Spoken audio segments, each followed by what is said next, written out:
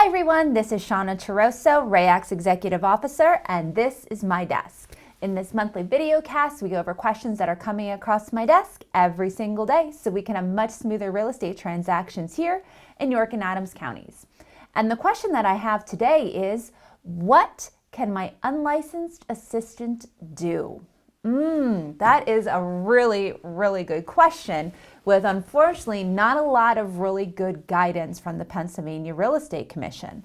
So many agents may decide that they want to hire an assistant to help them with their volume of business. And they're trying to make a decision of whether or not they need to hire someone who has an active Pennsylvania real estate license, or are they going to hire someone who doesn't have an active Pennsylvania real estate license? And if they do hire someone who doesn't have an active Pennsylvania real estate license, what can that person legally do in terms of real estate in Pennsylvania? So the Real Estate Commission used to have some guidelines on their website over what an unlicensed assistant could not do. And that was up in 2000, but they took that down off their website and it's no longer available there. So since then, they haven't put up any good guidance except today that any unlicensed assistant or individual may not perform any duties that require a license.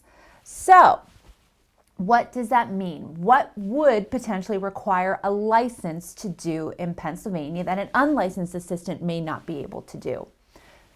Before I go into it, I'm going to give you my disclaimers. One, I do not work for the Pennsylvania Real Estate Commission, so I can't really, and since they haven't put those guidelines out there, we can't say for sure that this is the Real Estate Commission's interpretation, but this is our best guess over the direction that they would look at these issues. And two is I am not an attorney. I do not play one on TV. So as always, it's best to get your own legal advice as well. But what would you need a license in order to be able to do? Or in other words, an unlicensed assistant could not do this on your behalf. Well, the first obvious one is you couldn't host an open house to be attended by the public. Now, if you as a real estate licensee are going to be hosting the open house and you need some assistance while you're there, of course your unlicensed assistants could be there to help you do things like put out the pamphlets, ask the guests to sign in, things of that nature, but you're there providing those real estate duties and hosting that open house as a licensed individual in the state of Pennsylvania. The unlicensed assistant could not host that open house on your behalf without you being there to perform those real estate duties. Two, same thought, is an unlicensed assistant would not be able to tour homes and that are made available to the public. So you couldn't say to your buyers, you know what, I have some other buyer appointments that day. Don't worry, I'm just going to have my unlicensed assistant take you out and show those properties. This is an interesting issue because I've had this question a lot from Maryland real estate agents who want to show homes in Pennsylvania, but they didn't take the steps to get their Pennsylvania real estate license. So they're not licensed to practice real estate in Pennsylvania. And they're like, well, don't worry. I just want to show the homes to the buyers, and if they're interested in writing an offer on it, somebody in my office has a Pennsylvania real estate license, and that person is going to write the offer for us, but I'm just going to show the homes on their behalf. No, that would be considered, under my opinion, a real estate activity that you would be need to be licensed to do so. So no showing homes unless you have a real estate license in Pennsylvania. Other items is explain or interpret on the listing sheets to the licensees or the public in person, over the phone, or on the internet. So if you're trying to explain the details of the property going into those licensed activities, that could be a real problem for the unlicensed individual.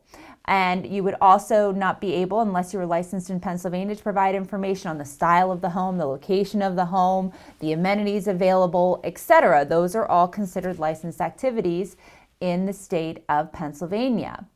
And you, what used to be on that list, according to the Real Estate Commission, was you couldn't engage in telemarketing, excluding cemetery sales. So you wouldn't be able to engage in telemarketing unless you were licensed in the state of Pennsylvania.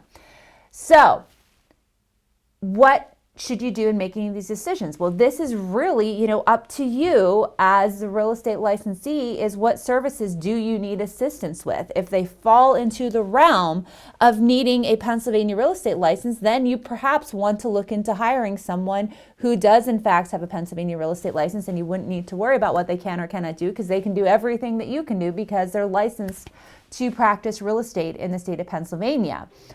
But if you are going to be hiring that unlicensed assistant, you need to go over these things and make sure you're educating them that they don't fall into that gray area of practicing real estate, even though they think that they can do these things because they're being supervised by you. That is not the case. If they are not licensed in Pennsylvania, it doesn't matter that they work for you. They cannot perform any real estate activities that require a license to do so.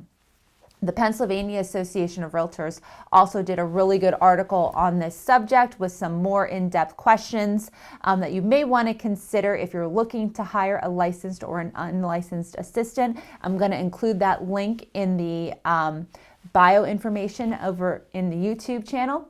And I hope that information was helpful to you. And if you ever have any questions that you would like me to address on this video blog, please feel free to reach out to me, because my doors and ears are always open to you. Thanks so much and have a wonderful day.